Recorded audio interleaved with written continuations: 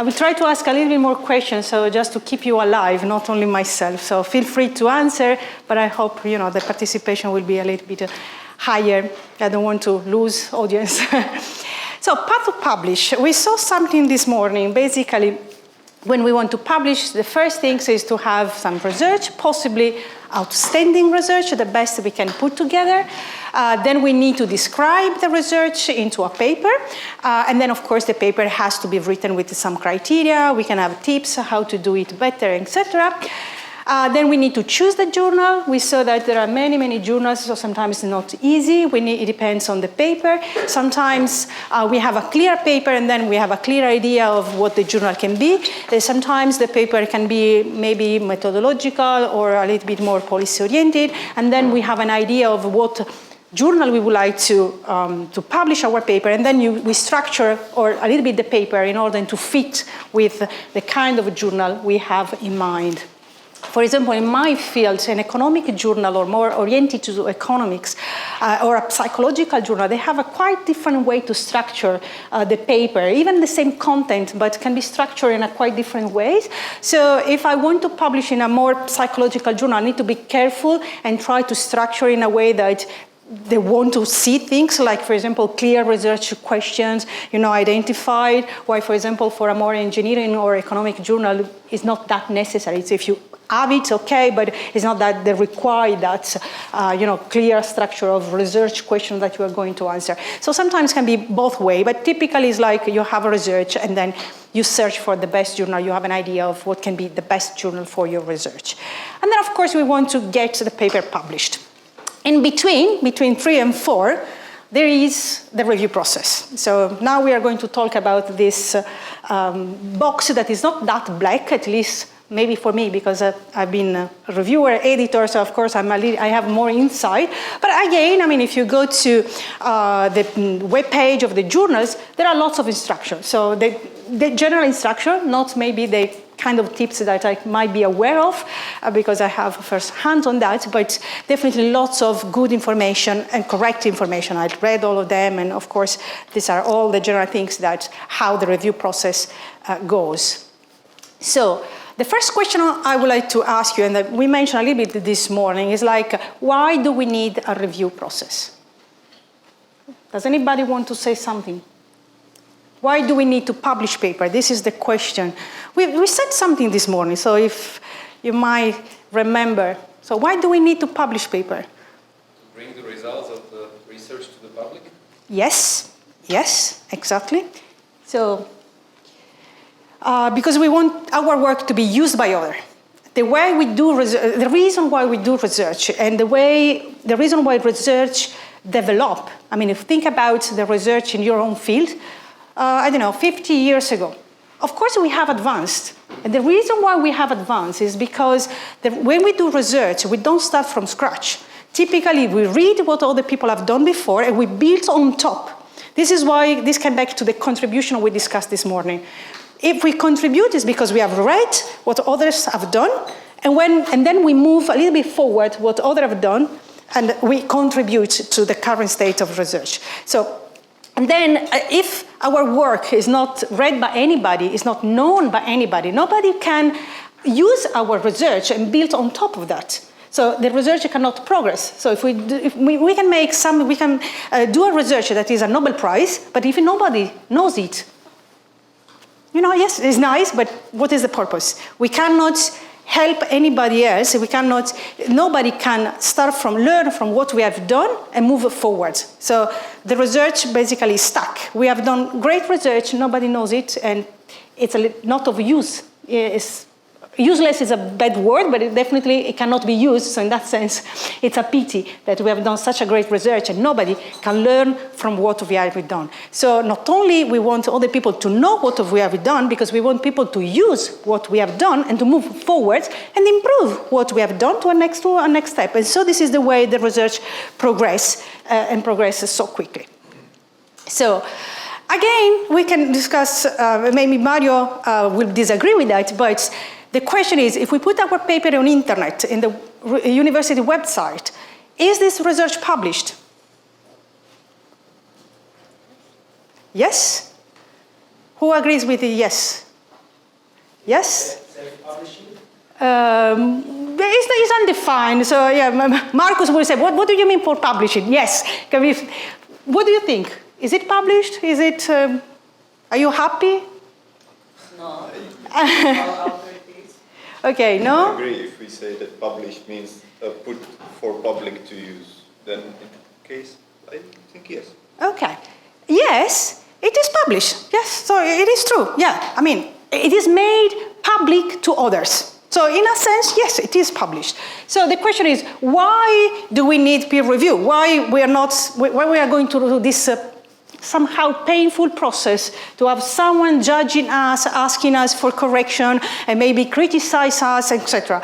I mean, if the scope is only to have other people access our research, yes, it is enough, there's no problem. But the question is, we can publish everything. So, I mean, we have no control. And it can be great, can be, at the level of a Nobel Prize, it can be very bad, wrong, and nobody can check. So there is not a kind of quality control, quality between comma, because of course we might argue that it's not necessarily the review processes ensure quality or anything like that, but at least there is a control. So is everything that we publish correct, useful, worth to be followed and reproduced? Not necessarily. Maybe yes, but not necessarily. We don't know anything, so we can only judge ourselves. So the peer review, of course, does not make a paper, great science, necessarily. It doesn't guarantee the paper is perfect, but is part of an effort to guarantee that what we publish is at least correct. Someone has checked, and control that what is written is correct. That represent a contribution. This is the job of the reviewers and the editors to ensure that we are contributing and what we are publishing is worth to be used, to be reproduced. It's of interest for the community, at least the community that reads the journal. And they're also clearly written and you can understand everything. So it's a kind of check of quality of the paper. We know that if we read a paper from one journal that has a very good reputation, we are pretty sure that what is there is something good. So we have a kind of confidence that what is there is a kind of good. This does not mean that everything is perfect. There are mistakes, of course, here and there, so be aware of that. But this is the general view. So the peer review process have received lots of criticism. Of course, nobody is happy when you send a paper and someone criticizes your work. I mean, nobody. So of course, I mean, if you dig into the review process, you find lots of problems, lots of faults, you can raise lots of criticism.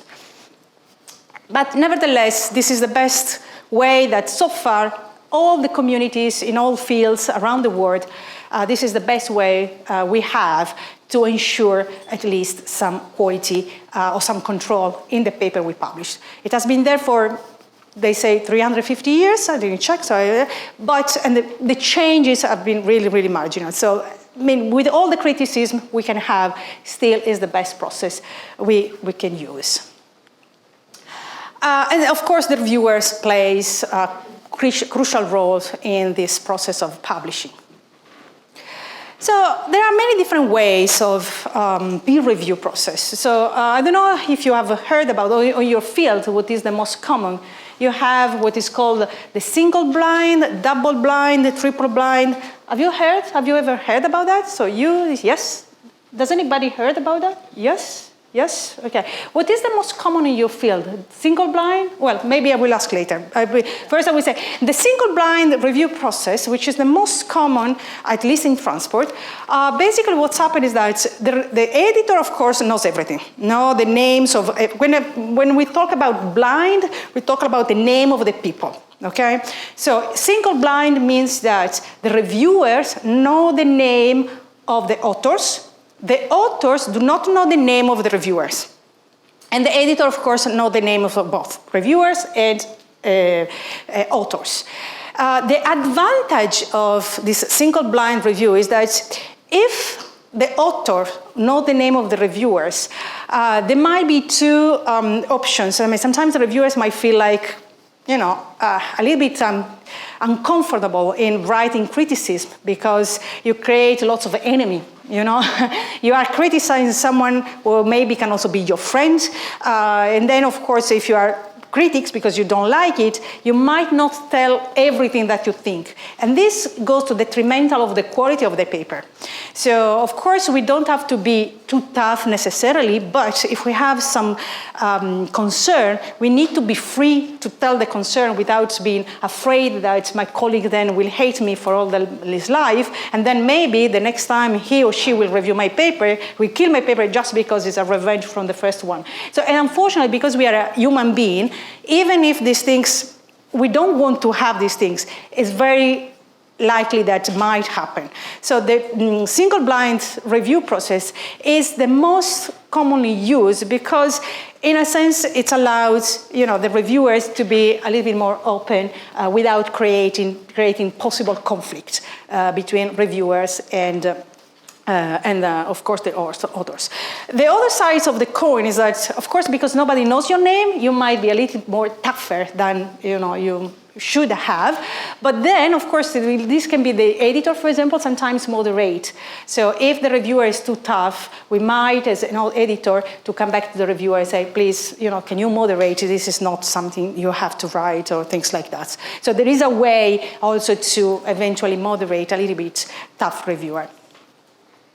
The double-blind review, which is something, again, not so much used, but something that it is quite nice because in this case, the reviewer do not know the name of the authors, and the authors do not know the name of the reviewer. The editor still knows everything. The advantage of this one is that sometimes as a reviewer, especially if you might be young, for example, like a PhD student, someone asks you to review a paper, and maybe the author is a famous one, someone, you have read all his paper or a paper, etc., etc. You might feel like, oh, am I going to criticize this guy? I mean, it must be everything nice, So sometimes there is a bias when you review a paper of someone famous. There is sometimes we say like, oh, these famous people, they always publish everything. The name, a little bit condition our results. So if you don't know the name of the person who is publishing the paper, then your review is completely fair. You have no idea. Of course, it's difficult to be completely blind because sometimes you might say, in a previous work I have done, and then you quote your own work, and then you have to, correct and cancel also this citation. So the difficulty, even if there are lots of people in favor of this double blind, there is, of course, some difficulties in making the process absolutely blind, that really nobody has a guess or clue. And then again, sometimes, some types of research, we know that only a couple of people have done that. So there are some line of research where 90% of the probability that is the guy who is doing that is there. Or maybe he's not the one, but he's involved, third author, fourth author, whatever. So, it is a good process, but still it doesn't guarantee that we have no clue about who is the authors, that's the author of this paper. There are other forms that have been tested, but I don't know in your field, but in transport, we don't have this kind of review process, like third blind reviewer, basically know the author, know the reviewers, know the editor, nobody knows the name, it's completely anonymous. But apparently for the editorial management, for the editorial management point of view, this is very difficult to maintain completely anonym all the names, so it's a kind of so complex that the benefit is not. The benefit of not knowing the name is counterbalanced by the complexity of keeping everything unknown. And on the other side of this one, third blind review, there is the open review. Everybody knows everything, and it's nice because open review can mean many things. Sometimes you put the name of the reviewer also in the paper. Sometimes you put also the comment of the reviewer, and how the authors have responded. So the idea of the open review is like, let's make things as open as we can. So just we reveal everything about the process. Again, there are, of course, lots of problems because, sometimes if I know that my comment will be published, I don't know, maybe I'm not that free to write everything, so I know that, and then I write in a style that is different because I know it's going to be published. So again, it creates some difficulties. And this is the reason why there has been some experiment around this open review, but it's not that common. In transport, I'm not aware of any journals. Maybe there are some journals, but not the most common one. I don't know in other fields how it works, so you might have some different experience, but in transport, definitely, this is not the case. So, who is a peer reviewer? Do you guess? I'm not asking you guys. Do you guess who is the peer reviewer? We talked about it a little bit this morning, so you might have an idea. Enemy. What? Main enemy. Oh! So you have lots of enemy, because there can be lots of reviewers. No, who is the reviewer? It's an expert. He's an expert. The field of the matter. Yes, exactly. Basically, everybody can be a peer reviewer, Of course, it must be someone typically expert in the field. But a peer review can be anybody. Can be a PhD student, as I said this morning, as long as, for example, he has presented some work and, the editor recognizes that, oh, this guy is studying these things, so he knows quite a lot. I think he can give a good comment on this paper. It can be any person who works in the field. Sometimes not necessarily has to be a researcher. Sometimes also someone from the industry can be a good reviewer. They are asked, to do some review. So it is anybody who is recognized by the editor as a person with enough knowledge on the specific topic or part of the topic of the paper who can give good comment and advice. And this is why this morning we were talking about if you are asked to do a review, especially if the journal is a good journal, you should do it unless you feel like, oh gosh, no, I cannot, but And then you can also put in your CV. It is good because you are contacted because you are recognized as a person with enough knowledge. And this is good. This is not only qualify the area, as we were talking this morning, of your research interest, but also your level of knowledge and the trust that the editor, that typically is a person with the highest knowledge in the field, the trust that the editor has on you and the knowledge that you have on the topic. And typically, the better is the review you provide, the more you're asked to review. There are colleagues who do not want to do review; they just do bad one. So this is maybe they don't need to put in the CV they are doing review. But sometimes if they do like that, they say, okay, now I'm not asking this person anymore because it's not providing good review. If you provide good review, you will be asked again. So if you're happy, to do that, but again, for your reputation, do a good review. Don't play this card, which is it's not good to do that. So do a good review. You build not only your CV, but also your reputation in your community where you do research. So it's always a good thing to be evaluated positively and, people have good word for you and for the work you are doing. Okay, so we already mentioned a couple of people in the review process. So the key people are the editor. The editor of the journal is the person who is responsible for almost everything that is published. The idea of the reviewers are that the editor asks for help, so ask for comments. But in the end, the editor is the one who decides, and might decide also against the comment of the reviewer, if the person wants. Okay? The editor is appointed by the owner of the journal. So whoever is the owner typically contact the editor and ask if the person wants to be editor, they discuss, but it is appointed by the owner of the journal. The owner of the journal is the one who decides who is going to be the editor. But then typically the editor has lots of freedom in terms of which paper is going to be published. So the journals itself does not comment on what is published. Once the editor is appointed, the responsibility for the publication are in the hand of the editor. Sometimes there are co-editor, for example, editor-in-chief.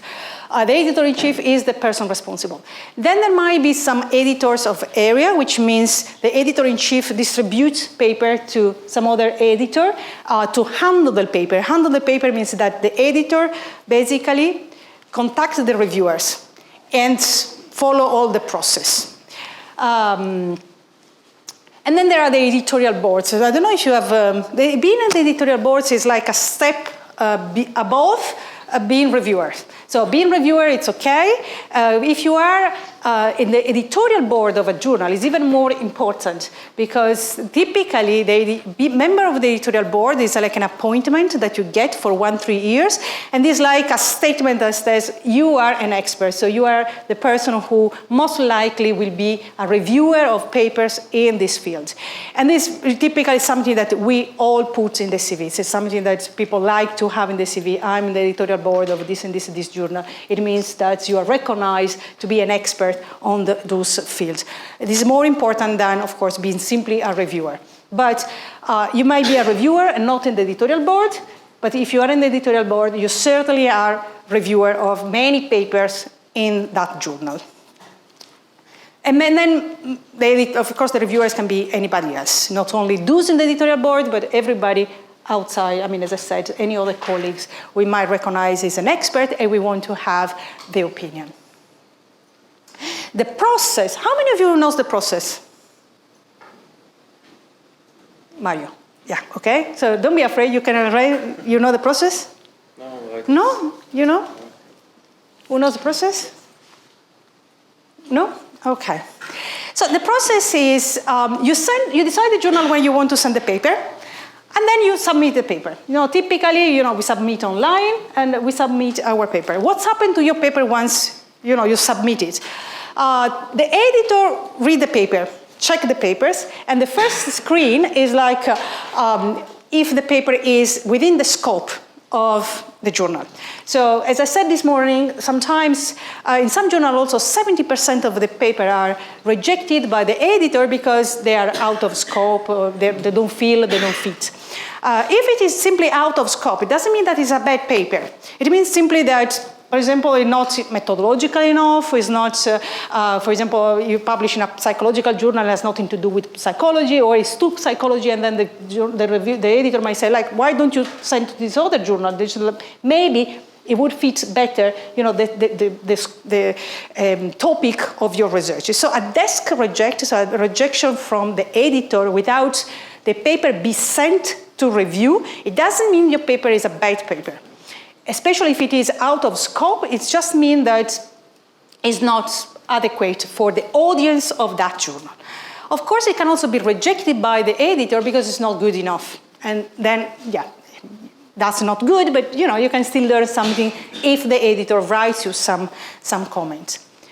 If the editor feels that it is in scope, it is good enough, etc., then typically choose some reviewers.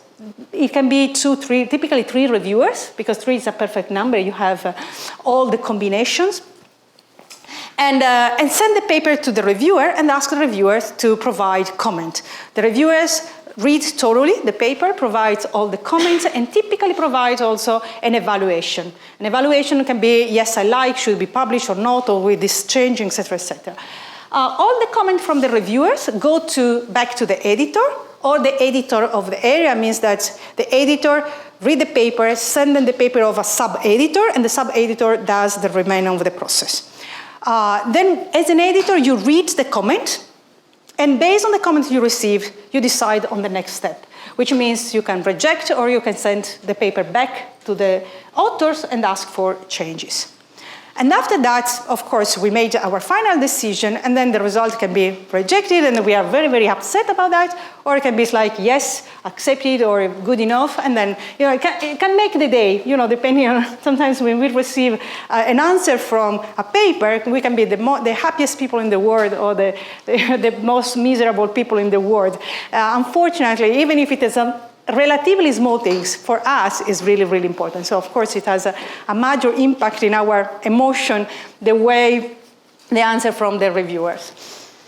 So, yeah? Just after the reviewer's comment, the editor can resend to reviewers to... Yeah, I mean, typically there is, I shorten this part, but basically, as I said this morning, it can be just immediately based on the comments the editor can reject or accept, or sometimes they send back to the authors, ask for changes, then the author provides a revised paper, and the editor sends the revised paper again to the reviewers, and the process can go on and on, depending on how kind is the how well you respond to the reviewers and how kind is the editor to keep going and pushing your paper. And if the editor really see a benefit in your paper and want to give you the possibility to improve it to the level that reviewer are mentioning, if you don't do immediately, the editor can send the paper back and forth several times. Sometimes they say, okay, if you do the first time, well, if you don't, it's your problem. Sometimes helps you and say, okay, try again. And I mean, sometimes the authors don't get a little bit upset when they receive the paper several times, and they don't realize that it's a benefit. It's a benefit, because the alternative is not that it gets published, the alternative is get rejected. So it is better if the editor gives you the possibility to change, because if you don't do everything the reviewer asks, and the editor believes you have to, then the editor can say, okay, the reviewer not happy. Yeah. You are making your paper better and better. Yeah, especially, but you have to be very careful to try to answer properly all the comments that the reviewers are asking the first time. But for many reasons, sometimes we don't manage. And then, some editors don't want to stress the reviewers too much. So if you don't manage the first or the second time, that's it. Some editors believe in you, believe in your research, say, okay, try again, I help you. And sometimes it's not always understood by the authors that the editor is giving them a possibility. But again, because it's work. But it's work also for the editor and lots of work for the reviewers, actually, to go back to the same papers time and time again. Yeah? Let's talk about money. How is editor influenced by the fact that I should pay for publishing my article? Oh, you don't pay? No, I mean, there are open access journals where you pay, and there is a discussion about that because yes, you should not pay. The problem is that, of course, there is a cost of editing. I don't want to enter too much into the money business because this is the owner of the journal. We enter in a difficult path. But the normal journals, you don't pay for that. No. And the reviewers are not paid. The editor, yes, a little bit, but definitely is not the money that the editor received does not cover the real work they do.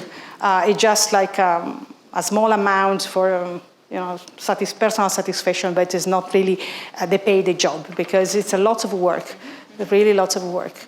And the reviewers are not paid at all. And at least in transport. I don't know other fields. Maybe in other fields it's different, but in transport they are not. Some of them, they give the bonus for our discount.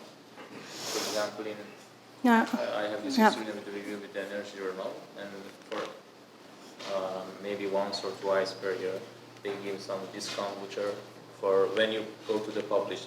It is in the open access journal. Okay. It might be. No, because in transport, most of the journals, almost all the journals I listed this morning, they are not open access. I mean, there is an option that you might publish open, which means that even if you don't have the subscription to the journal, you can read it, but then you have to pay. So the journal in itself is not open access, but the authors are given the possibility to pay an amount and make their own papers open. So it's specifically for each paper. As far as I know, they don't get any discount after. It's just the choice of them. The normal journals also, most of the time, I have experienced, they have given the membership for 1 year. For example, you can be easily connected to some data science like Science Direct or Elsevier journals without any payment. It means a subscription, free subscription. Okay, how many reviews do they have to do for that? I have done around 20 reviews per year. Okay. That's why. I don't know. I've done reviews all my life. They never give me anything. But so. they give you some voucher for the discount. Oh, that's it. The point is that, of course, there are many, even inside Elsevier, depending on the field, they might have different policy. So, of course, there might be different experience in this field. In transport, at least, I never heard anything like that. Is valid for 2 years. That's good. That's good.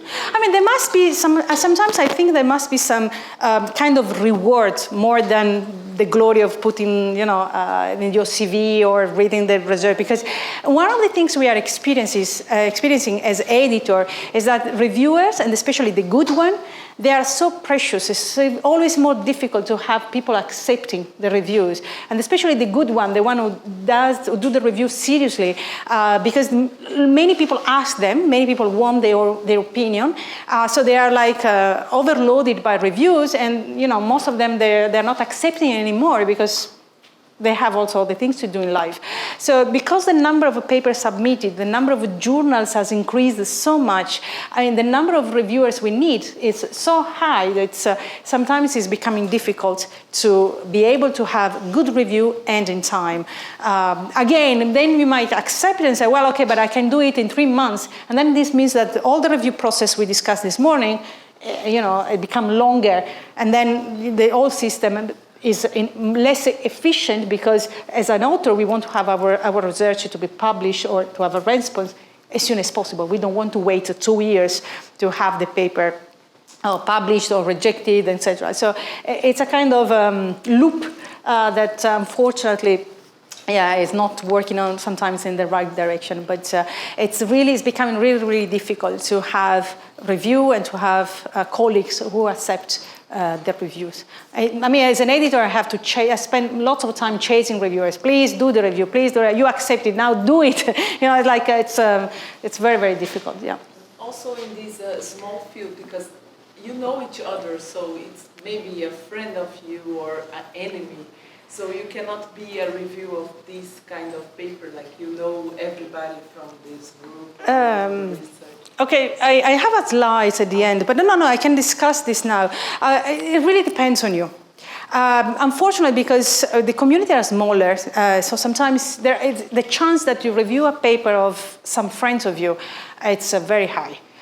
So if you reject all the papers where you know the person, basically you don't review anything.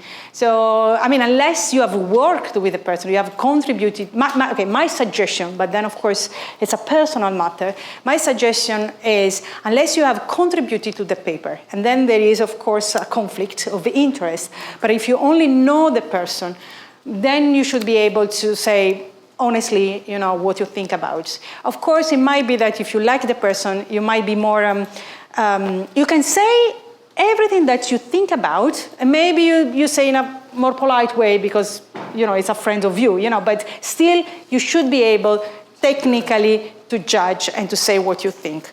If you feel you're not, yes, then of course you might say, no, sorry, I mean, there is a conflict of interest. I don't feel I can be honest and impartial with these people. Yeah, but try, because otherwise, especially in transport, after a while you have been in a field, you almost know everybody. And then, it becomes impossible then to have review because everybody knows everybody, and we don't get anywhere. Any other question? Yeah. On the peer review process related not to journals but to conferences, where basically the publishing time is shorter, so maybe you might not have a lot of rounds of reviews, and then define the editor. Is it the conference chair or you have a proceedings person? What is the relationship between them and the program of the conference? I don't know, maybe if you can just briefly review these steps in the context of a conference. It depends, actually. In the conference, it's really different because sometimes in the conference there are journals, official journals that are associated or provide willingness to publish some papers from the conference, a selection of papers. So you are typically informed at the beginning that some of the paper could be selected for this and this and this and this journal. The editor of this journal gave availability to check. Typically in this kind of process for conferences, there is not the editor-in-chief is the main person, but there are a kind of appointed editors specifically for the conference, which are, of course, nominated or approved by the editor-in-chief, who are in charge of the overall process. So the quality depends on the editor appointed for this specific call that is associated to a conference. You are right that typically the time is shorter, in the sense that in a normal journal, you might have, let's suppose, 5 papers submitted in a topic, and then one can go immediately published, and the other one can take 2 years. When you have a conference, paper from conferences, then the idea is that you have special issue in the journals. And when you have special issue, it means that all the 5 papers for the special issue need to be approved or accepted at the same time. You cannot delay everything 2 years. So the process has to be shorter, and because of that, sometimes the quality might be a little bit less lower. It depends. If you are lucky and there are 5 excellent papers in the conference ready to be published, the quality is as good as any other. Sometimes you miss one, it's like, okay, hurry up, and things might not be. Typically, I mean, they are good, depends on the journal, depends on the editor in charge of the special issue, but there might be a little bit less or some compromise in the conference. When you publish proceedings, typically they might not be even reviewed proceedings. Proceedings sometimes are just a publication of any paper submitted. So if the paper is accepted for the conference, there is not like a follow-up. The good things with the review process is that there is a follow-up. So you present something, someone read, ask you for correction. There is a process of checking the correction. If you send a paper in a conference, typically they don't ask you for changes, and then whatever you send basically is make it public in the proceedings. And this is why the proceedings typically are not also ISI or indexed, because there's not review process behind that. Any other question? No? So yes, I mean, the quality of a journal, the journal that are the most successful, depends on the quality of the papers that are published. And the quality of the paper that are published, of course, depends on the reviewers. So that they are really key people in the process to ensure that what is published is good. But the reviewer, of course, needs to be, as we said before, they have to be knowledgeable. So people who know the topic, they are expert. I might be the most expert person in a sector, but if you ask me to review a paper in genetics, I have no clue. So I mean, I might be an expert in transport, but I know I'm not expert in everything. So I might be able to judge the structure of any paper if it makes sense, etc., because more or less the structure might be the same in different fields, but I'm not able to judge the methods because I have no clue what the methods is there, or if there is a contribution because I don't know the literature in this sector. So the reviewer are, of course, person who has specific knowledge in the specific topic of the paper under consideration.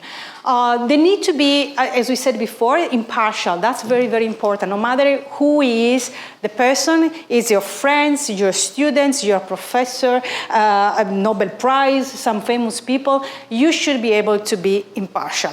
It is not easy to be impartial because, of course, as we said, if we know the name of the author, we are a little bit conditioned. We know that there are some famous people who are excellent. So I remember when I was reviewing initially my paper, but sometimes even now, I was like, is it me who does not understand, the topic, or there is a mistake? But because the person was famous, of course, and I was young, my first judgment was, it's me wrong. There's no way. Maybe I'm not understanding what the person is writing. And if I didn't know the name, probably I wouldn't have have these doubts so deeply. But knowing the name that was a famous professor, of course, as a PhD student, my first reaction was, it's me. Read it twice, 3 times, 30 times until, And then You become more confident. I mean, this morning, Marcus was saying, we need to be confident about what we know. And the more you work in this field, the more you know about the topic, then of course, the more you become confident. And the age also plays some role in that. So everything goes together. But try to be impartial. So don't be so much afraid, even if it's a person you know. Try to be as honest as possible. As kind as possible, even if you hate the person. You should not never be too nasty, because it's not good. You don't gain that much, except kind of revenge. But it's not like healthy for the community, for the research. So you might be tough, technically tough, without being nasty, and that's the best things to be. And of course, you need to write things in a way that the author knows and understands the comments you are making. Sometimes we might not understand exactly what the reviewer is doing. The reviewers are chosen by the editor. So again, we go back to the editor as a key person. Because in the end, if the reviewers do a bad job, it's a kind of fault of the editor who has chosen these reviewers. And the editor also typically need to check what the reviewer said. So we have a kind of control, whether in the sense whether the review was done like seriously or a little bit in a rush or things like that. And sometimes you might also, the editor might also add some comment, on top of the reviewer. Don't be surprised. If the editor does the job seriously, the editor can also read the paper, read the comment, and add some clarification or some comment on top of that. I have one experience that you should say who you advise like a reviewer and who you never choose like a reviewer. Yeah, there are some journals who ask that. Yeah. How the editor can judge this or consider these opinions? It depends. It really depends. So typically, if they ask, especially if you say some names that you don't want to, if the editor is kind enough, they might try to avoid to have this name. So believe you and believe that the person might have some personal issue with the other colleagues, so try not to have. In terms of the name you suggest, again, of course you need to avoid to suggest friends, because this is again, bad loop when you can enter. I don't know how each editor reacts, because each of us is completely different. But you might take one of the names you suggest and then two other names. And then when you see the review, you see if the name you suggest is fantastic and the other two is completely bad.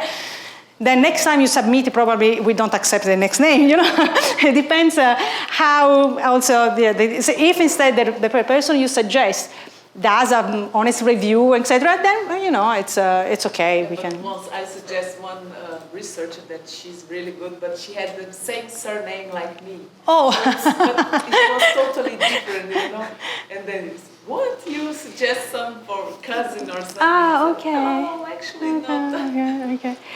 Yeah, no, but the good things for me is yes, in this case, to be open. You write who is this person if you have no idea, so is someone related to you or not, and yeah, so that's. Another way I think is that some of editors go through the high cited paper for the last year or last 2 years. For example, it happens for me, I published one paper in 2014 in Energy Journal in Switzerland. And after that, 1 year after, in 2015, they start an invitation for the review, because that paper is cited 9 citations per 1 year.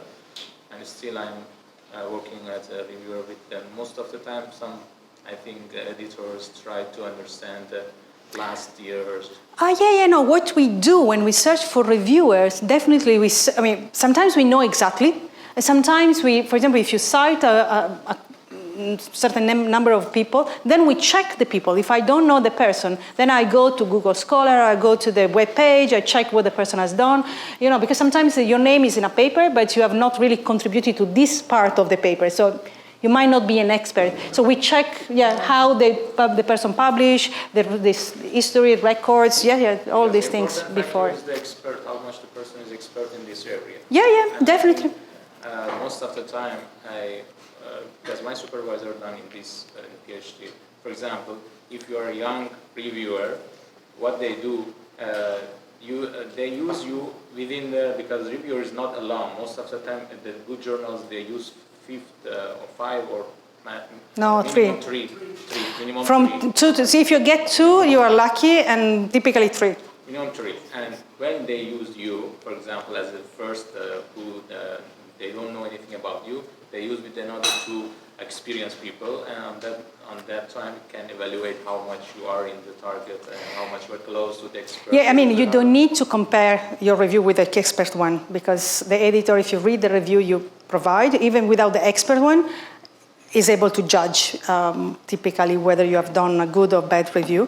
But yes, typically we associate some young with some expert, because the young one, sometimes, I mean, I have a colleague who is an editor, and said to me, like, PhD students typically are the best reviewers.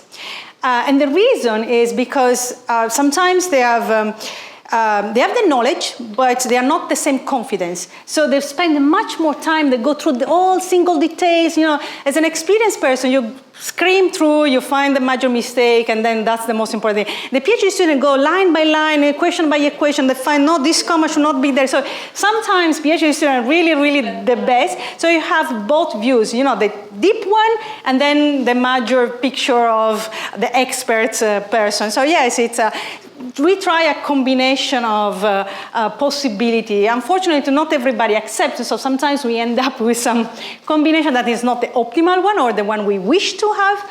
But yes, it is true that we try to have both, and it's also true that, especially for the young students, you are kind of evaluated when you submit the review. So try to do it properly, because again, it is good if the editor think you have provided a good review and contacted you again. So it's a good sign if you are contacted again. And typically the process is also that the more you are contacted for the same journal, the better are the reviewer that you provide. And you might end up also in the editorial board, because if they really like you, the first step is like, I really want to have this person like a kind of more officially involved in the journal. So it's typically the people who are in the editorial board are the colleagues who have provided lots of good reviews for the journals. And then in the end, the editor call the person and ask the person to be part of the editorial board. You know, so it's not that you are nominated like out of the blue, typically.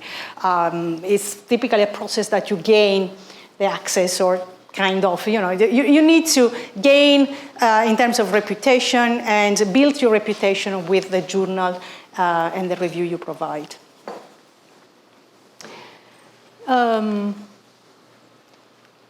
Okay, so when the editor reads, as I said before, the editor, it's lots of job, lots of work, because the editor it might not read carefully the entire paper, but definitely need to read, you know, the paper to have a sense of what it's about, need to read carefully all the reviews, so the commented reviewers, you know, what they have written, need to write a letter to say, okay, this is my decision and why, typically also motivated. So, you know, you need to spend some time in each paper, and when you have so many papers submitted, or so many papers to deal with, this takes lots of time and lots of energy.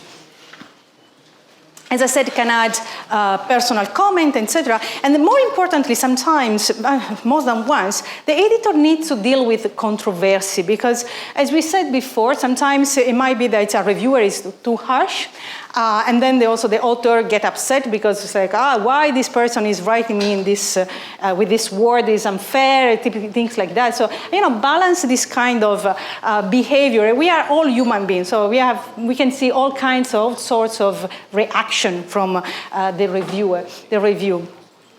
So maybe both the reviewer can be too harsh and the reaction of the authors can be strong to the reviewer's comments. Very often there might be also a different point of view. I mean, sometimes something is wrong and something is correct, and that's it. That is the easiest part. But sometimes truth can be in the middle, in the halfway, and then how do you deal with this halfway? So unless, for example, in my case, if I'm an expert, then I decide. If I'm not specifically an expert on that specific topic, then I ask a third reviewer, an expert one, not to review the full paper, but to give him an idea of, you know, the balance between these two opposite opinions. And then based on this further comment from an expert, another person that I call into the process just to have a further opinion, then I decide what to do with the paper. But of course, each case is different, so it's not possible to say this is the way it has to go. So as we said before, in principle, the reviewer should be independent, and then it might be that they know each other, it might be that you know the reviewers, etc., etc. But the idea is like, don't try, especially when it is a single blind review process, don't try to guess who the reviewer is. You know, because we discussed it. Remember I said, like, even if you don't know the name of the authors, from the way the authors write, you might guess who the author is. From the way the reviewers write the review, we can guess sometimes who the reviewer is. So there are lots of authors who's like, I'm sure that this review is this person. So don't try to guess. Don't try to guess. You end up hating a colleague that has nothing to do with your review. And I can tell you for sure, because I had colleagues who told me about some paper I have reviewed for them, that they were sure the reviewer was someone else. And then it was me. So I was like, okay. So, you know, and so don't try. It does not make sense. It's like, again, it's a waste of time.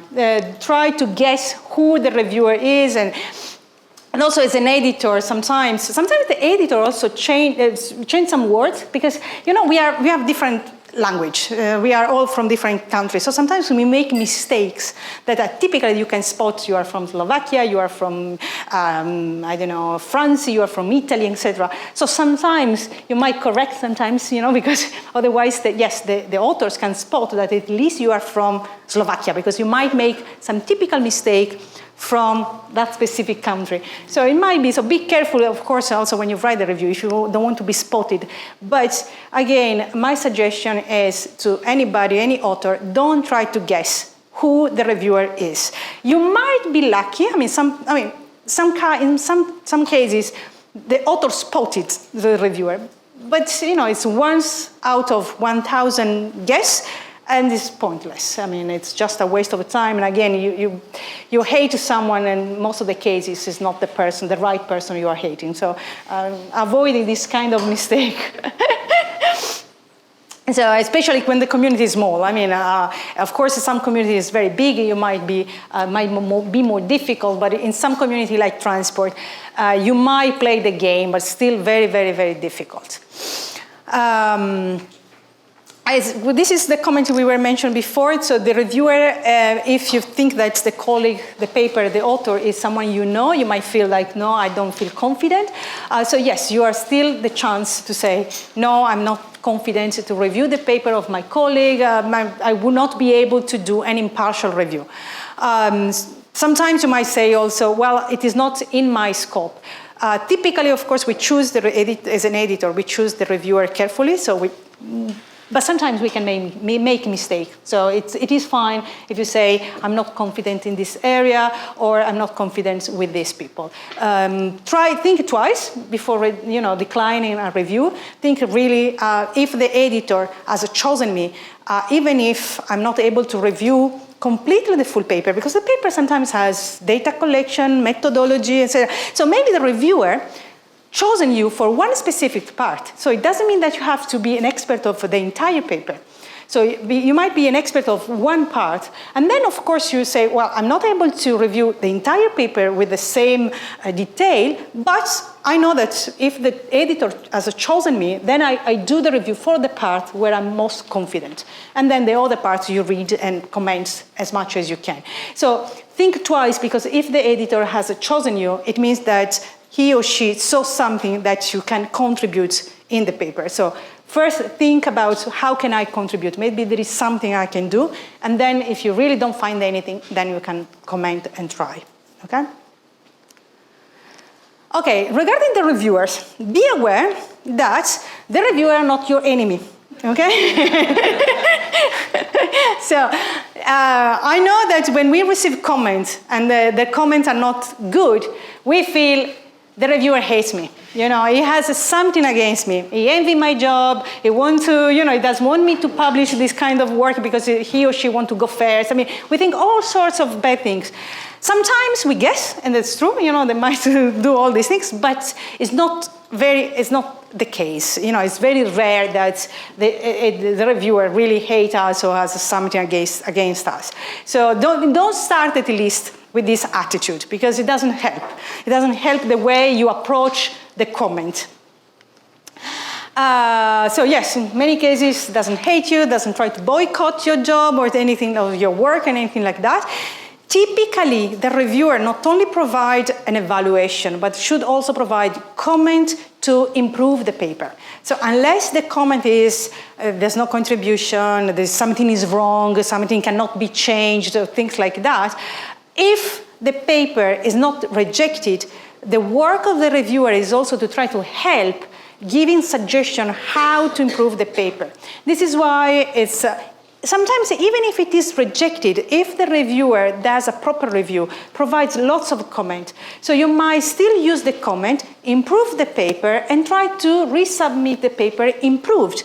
So if you look at the review process with a positive attitude, not like they hate me, so who cares whatever they say, I mean, I don't care. If you look at the reviewers with a positive attitude, you can always improve your paper, take some comments, and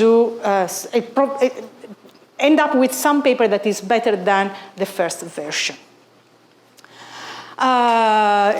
Typically, you see also some acknowledgement at the end of a paper. We acknowledge reviewers for the comments. Sometimes it's just, a standard way to write things. Sometimes if authors really feels, that they got good comment and the paper has improved, and they acknowledge 3 anonymous reviewers who provide great comments and help in improving a lot the final version of the paper. As I said before, doing a review takes lots of time, especially when you have lots of reviews, lots of requests, and sometimes when you have been in the field for many, many years, you have lots of friends, and then you don't want to decline invitation for friends, and then you end up saying yes, yes, yes, and say, I don't have the time to do all these things. So it's really, really lots of work. Reviewers are volunteers. We don't get, at least in transport, all this nice benefit. So it's lots of work, and you have to be also sympathetic, with the reviewers. It's not lots of people that don't care, they decline. But if you think that for each paper each of your paper accepted, you need at least typically 3 reviewers. You should, in return, at least review 3 of the papers. So you need, rule of a thumb, more or less. You should give back the work that other people have given to you, for your paper. That's. As an editor, when you receive all these comments, it's very, very difficult because you have 3 people, at least 3, and then you get sometimes completely opposite review. So you get things that has nothing to do, and then you say, what do I do with this paper, So it's not uncommon to say, like, reviewer number 1, very good paper, well written, interesting work, great, fantastic. Then you get reviewer number 2, the subject is not new, the paper does not contribute, so you're like, okay. And then the 3rd review, the subject is interesting, but the paper is not clearly written, it's not possible to highlight contribution, etc. And then you say, okay, what do I do? You are the editor, and you receive 3 comments like that. What do you think? What do you do? Once again, try to find new reviewers. Okay, she goes for another one, for a 4th reviewer. Anybody else? It's a possibility. Yeah, no, everything is possible. It's like there's not an answer that is correct or is wrong. So just an idea. What do you do? Editor go through the paper and just read deeply. Okay, the editor does the work. First, I will go with senior one. What? With those 3, I will first discuss with the expert one, because someone of these 3 is the expert. So 3 good answers. The editor reads the paper thoroughly and does the review. The editor searches for a 4th reviewer. The editor reads the review and see which one is the reviewer I trust the most. Any other? Oh, you are a tough reviewer. A tough editor. So any other? People different Oh yeah, that's for sure. That's for sure. Yeah, that's a general truth. Any other comment? Yeah. This is not typical, but you have sometimes the individual reviews, sometimes, but it's not the case of journals, they attempt to reach consensus among the reviewers and have a consolidated feedback. So the reviewers themselves try to discuss and say, okay, you made a point, actually I did not read this carefully, I'm ready to withdraw this part of the review. Okay. The other maybe does the same for another aspect, and then in the final you have a more coherent, consolidated feedback from all the reviewers. Okay. In transport, typically the reviewers don't talk among each other. So yes, it might be a possibility. For grant applications. Yeah. But typically in transport, we don't know each other as a reviewer. Sometimes, It can be also done anonymously. Yeah, I never see that, but yes, it can be done. Yeah. For instance, in the cost applications, so when you prepare a proposal for a cost action, reviewers first deliver an individual evaluation, and then at a later stage, there is the consensus both for the comments and then for the scores as well. Yeah. But yeah, it's one of the many types of... Sometimes it happens on the second round. So if the editor, based on these reviews, decide to send the paper back to the authors, then the author reply, and then when you get the new version of the paper, you get also all the answers. So if you are the reviewer number one, you also see the other reviews. And then you might also, and sometimes the editor can also ask, can you please consider also the comment from the reviewer number two and let me know what you think. So yes, it can be also some kind of negotiation. But all the answers are correct, as I said. And this makes also things a little bit more complicated because each editor is different. So you cannot anticipate how the editor might evaluate this kind of comment. In my case, I typically do a little bit of all of these things in the sense that I typically go for the reviewer that, for example, I think is the most expert among all the reviews and see what the person say. These three examples I put here, there are very few examples, just quick one to give a flavor of different opinion, but typically if you read the full comment, you might have a sense of, whether how deep are the comments, how much you agree as the editor about this comment. You might not do the review yourself of the paper. This is the last part that you do because you have so many papers that if you do, and it's so common to have opposite reviews. So this is like, I would say that 90% of the cases, there is some review that is like dissonant from the others. So if you have to do the peer review yourself, then you end up like crazy and almost impossible. So you might go through the paper for this, see the specific comment and what in the paper, what is written in the paper related to that specific comment, and have an idea of which one of the three reviewers is more correct in your opinion. Typically, if there is at least some good reviews, I tend to send the paper back to the author and see how they reply. So give them a chance. So if sometimes they do a great job, and then the reviewers converge, towards, yes, okay, they corrected. Sometimes they might not do a good job, and so the reviewers are like, no, I was rejected the first time, I still rejected the second, and then in that case, I might ask for a fourth opinion, or I might read the paper myself thoroughly. So I try first to have a look without going into too much, without doing the review myself, and then give a second chance, and then see how it progresses. So all these answers, basically, at least me and the colleague that I know as an editor, we apply all these steps, maybe in all these actions, but in different steps.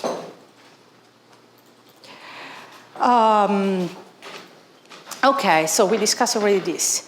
Again, sometimes completely different opinion. Look at this, read this sentence I wrote there. The first one, for example, says, a very good paper, interesting, very useful for policymakers. And the second one said, the paper is interesting, but the model used is not correct because blah, blah, blah, blah. So why we have, for example, can you infer from this sentence, which is very short, but something that says, why do we have these completely different comments?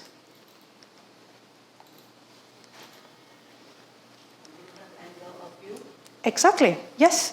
The first one probably is a policymaker. So read the paper from the policymaking point of view. I say, well, this is great. The second one is a modeler probably, we are, of course. And then say, well, yes, probably, the policy implication is fantastic, but the model is not good. So yes, you have completely different review and opposite rejection and accepted because they look at the paper from different angle. And again, if the policymaker, reviewer, the expert in policy making, look at the paper from the modeling point of view, he might say, like, I'm not able to review the paper, I'm not a modeler. But, he focused or she focused on the policy making point of view and the other reviewers. So as an editor, we have the opinion on all the parts of the paper, asking different reviewers with different specialists or in different parts to provide the review. And of course, we expect that the review will be more deeper in the parts they are expert on and probably a little bit less in the other part. So this is absolutely perfectly fine. And then we might decide, in this case, if the modeler evaluates the model not good, then probably, yes, the paper, I'm not sure if it can be accepted. And then you can see if it can be changed or not. So that's, of course, the second step that you have to consider. So yes, we already did that. So how the editor handles opposite review? We already discussed a little bit this comment, but the answer to this question is we have no clue. In the sense that now you got some clue from me because I told you my experience as a reviewer, as authors of papers, and as an editor myself. So you have some clue, but unless, I don't know the other editors. I might guess based on my paper, but I have no idea in principle when I submit a paper myself. I have no idea how each specific paper will be evaluated by the editor based on the comments the editor received, because each paper is different. So this is the general idea, but then we read the comment and the conclusion we can get can be completely different. So it's very, very difficult to guess or to know how, for each specific paper, an editor handle the paper. We might know that some editors might give more possibility. We might know that some editors like to give a second chance. Some editors is more strict. Either it's good the first round or no discount. So in general, we might have some patterns, but again, it's very, very difficult. Each paper is a different story, a new story. So it's not easy. As I said before, just as a rule of thumb, but I added to be used with extreme caution. So please, take this as a matter of discussion because it can really be different from case to case. If all the reviews are positive, there's no reason why the paper will be rejected.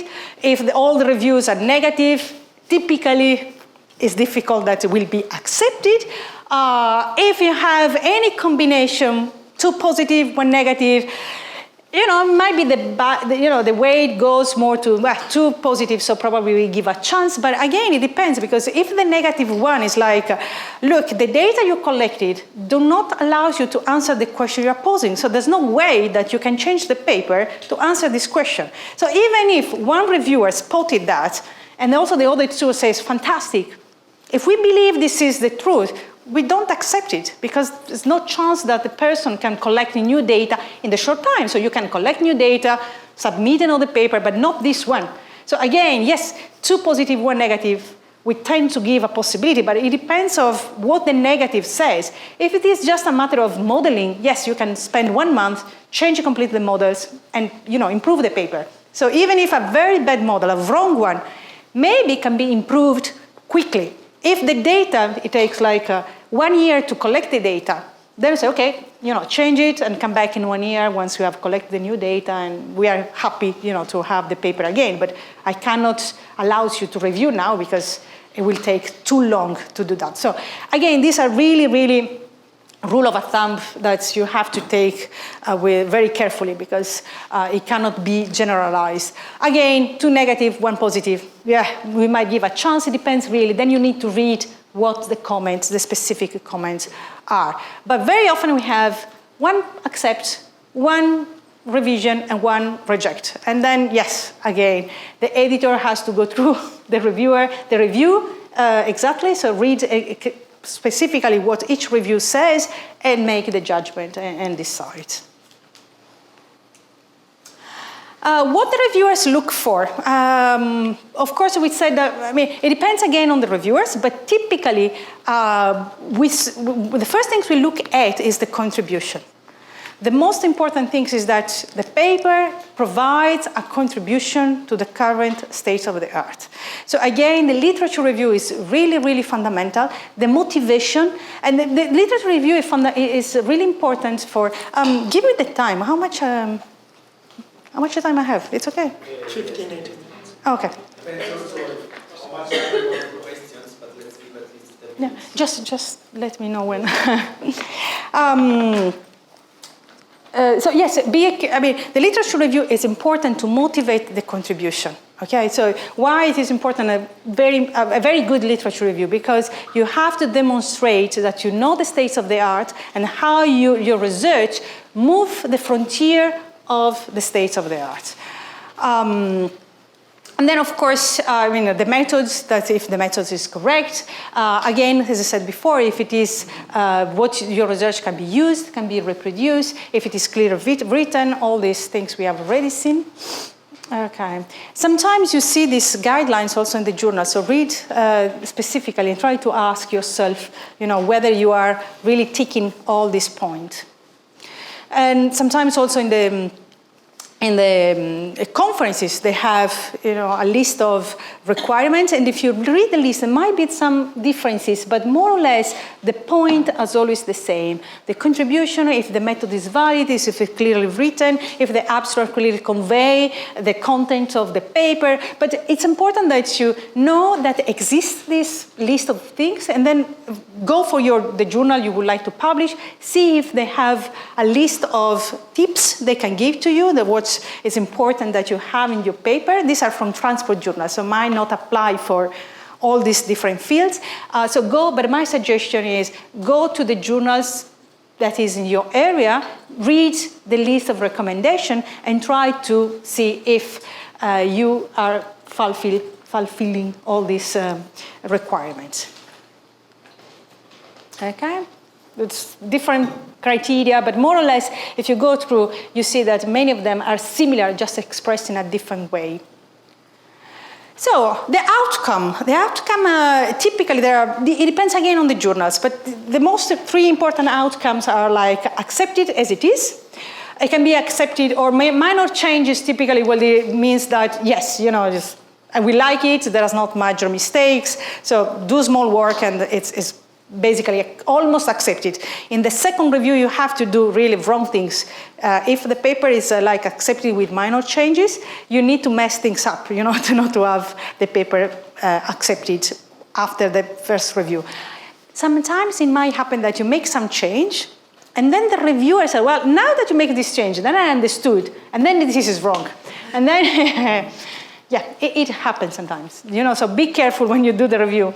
That's what you present the second time is not does not, I hope the paper doesn't have flow, that doesn't have this problem, but sometimes you change something and then the review, read again, it's like, now I understood what you have done. Sorry, but now, this is the mistake, and then it kills you. But this is quite rare. It's not that common.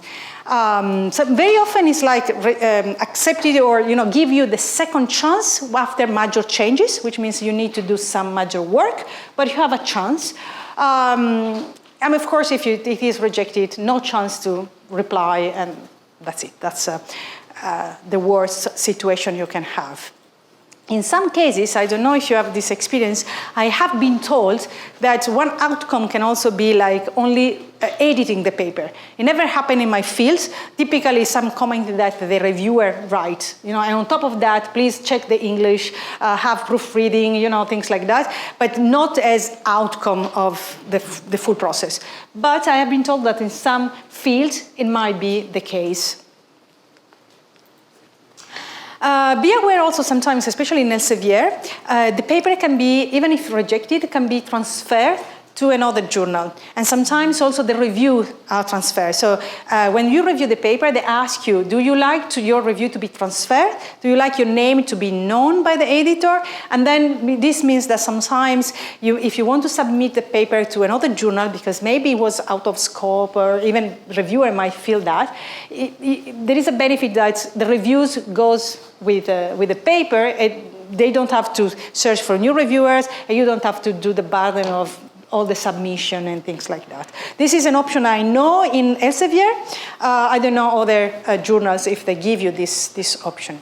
Yep. Who decided this? The editor decided to transfer? It's automatic. Sometimes the editor, they know, for example, there are some other journals with another scope. So like, I suggest to transfer this paper to another journal because it's more in the scope of the other journal. So the other editor receives the paper and decides, yes, I'd like to handle this paper or not. But sometimes, even if it is rejected, then automatically Elsevier can transfer to some other journals. Within Elsevier, not the competitors. Okay, so how to react to reviews? This is really, really important, okay? I want to make a point here. I have 5 minutes, right? So I go a little bit fast here. Okay, so the important point I want to pass to you is try to be, to have, as I said before, a positive attitude toward the reviews. In the sense that whatever is the review you receive, don't get angry, don't get upset, try at least. You can initially be very, very upset, so calm down, read again the review, and try to go through the review the best you can. Let's put it this way. So try to react positively. Yeah? I have a question. If there is a second review, is there any possibility that reviewer will appeal something new, or? Yeah. It depends how much you change. That makes angry the author, I think. Okay, yeah, you're right. But unfortunately, there might be different cases. It might be that you add something, as I said before, you do the review, and when especially if it is major review, then you make major changes. And then what you change, the reviewer doesn't like, or discover new things, understand things that sometimes you ask, can you explain better this and this and this? You explain better, and now you say, well, now that you explain better, the problem is this one. So yes, unfortunately, you clarify that there's no contribution, or the model is wrong, or, so now that I understood what you have done, I'm sorry, it is wrong. Yes, it happened. Sometimes it might be that the reviewer discovers something that he hasn't discovered before. It should not, but if it is too much, then yes, of course, it might be that some things we have not spotted before. But sometimes we change a lot.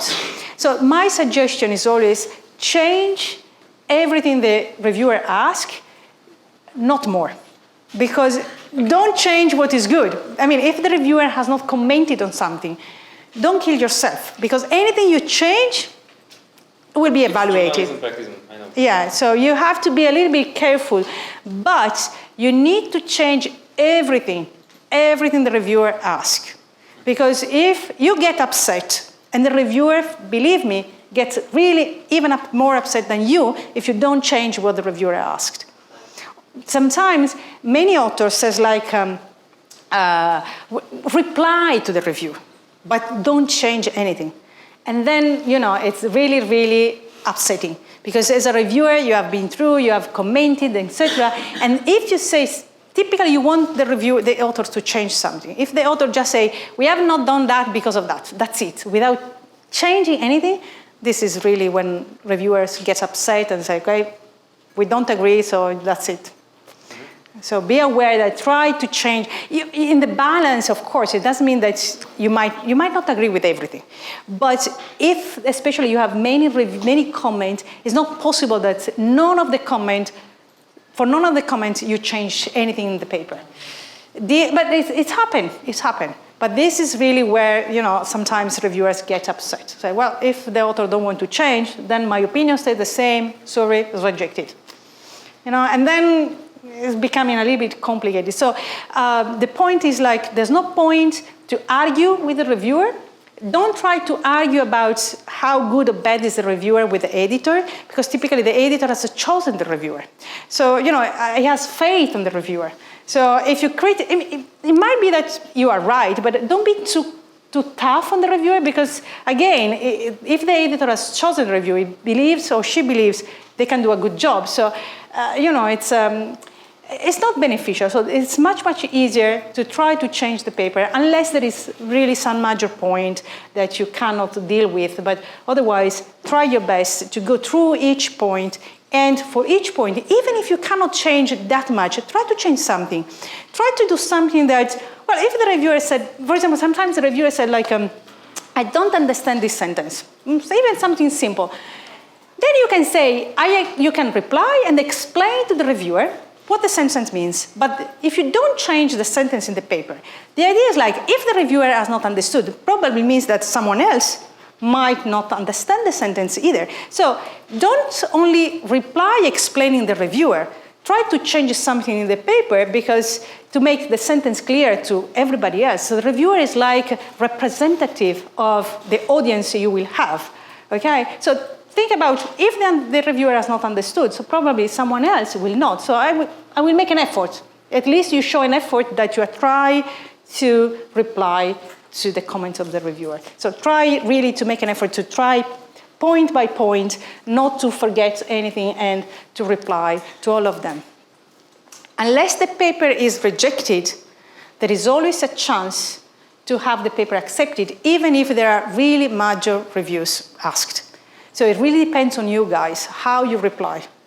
There are colleagues who are excellent in replying. So sometimes they submit papers which are not that good, because they know that then they are so good in replying to the comment, they are able to end up with the best paper they can have. So unless the paper is rejected, there is always a chance. It depends on you how you reply to the reviewer. So it's really critical. Okay, so any paper can be saved, unless it is rejected, or unless it's like really the data, as I said before, that are not good enough. Okay, I think we'll leave it for a discussion later. Yep. And then, more or less, this is what I already told you. Be kind, try to reply to everything. Even if you disagree, try to make some changes. Something that goes closer to the comment of the reviewer, even if it's not exactly what the person is asking, but try to make the reviewer happy. Okay. Make their work less harder. Good. Because yes. It's also volunteer work. Yes. Good point. Yes. Okay. That's question we had already many, so maybe. Oh, yep. If I can, I'd like to add just a few things for you that I think will be very beneficial to you. There are, by all the major publishers, so Wiley, Springer, Nature, and Elsevier, you have peer review training schools. One of the best I would recommend is to use the Publons, if you've ever heard of them. Google them, put them in. It's called Publons. They have what is called a training peer review academia.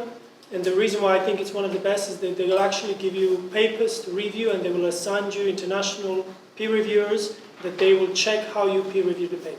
So if you want to get into training on peer review, see how it's done, this is the best way. Another thing to know about is also Elsevier's Reviewer Connect portal, which allows you to sign up to be a reviewer for journals. Now, in majority of the journals, it functions the other way around. That the editor is the one who knows colleagues and then goes and asks them, would you like to review this paper for me? And then they put them in the database and rate them. What Elsevier is trying to do is get the authors of published papers to sign up to be editors for some journals, so that they show up on email lists of the editors, so that they can pick from you. You will not be then... Editors or reviewers? Reviewers. So okay. You sign up as an author to become a reviewer for a journal, and then the reviewer gets, your short CV and list of publications, and he can decide to choose you for reviews of other papers. You will not be the main one that they're used to, but you may be the third or the fourth one, so that they see how you do. But it's a great way to get into the... But again, in transport, what's happened is that, for example, Elsevier has different journals. In transport, for example, has like 10 journals. So the reviewers that, for example, if I'm the editor in one of the journal, and then my name as a reviewer is added in this journal, and then my name is made known to everybody, but still is the editor who chooses. So it's just like, the name is available. We have a kind of list of names with expertise, because of course we cannot remember everybody. So the name is added, but again, it's my choice then to decide which one I want to select it. So, but yes, we have a list which is very, very useful, because with so many colleagues, so many expertise, we might forget, you know, so or sometimes don't think about some name. So yeah, we have a full list, yeah. And then also, once you have been used once, you stay on the list forever, basically, unless someone cancel you, or maybe, I don't know, maybe after 10 years, the system will cancel your name. But as long as you do a review for one journal once, then your name stay there. So it will be available to the editor anytime we search for the name, yeah. Okay, thanks so much.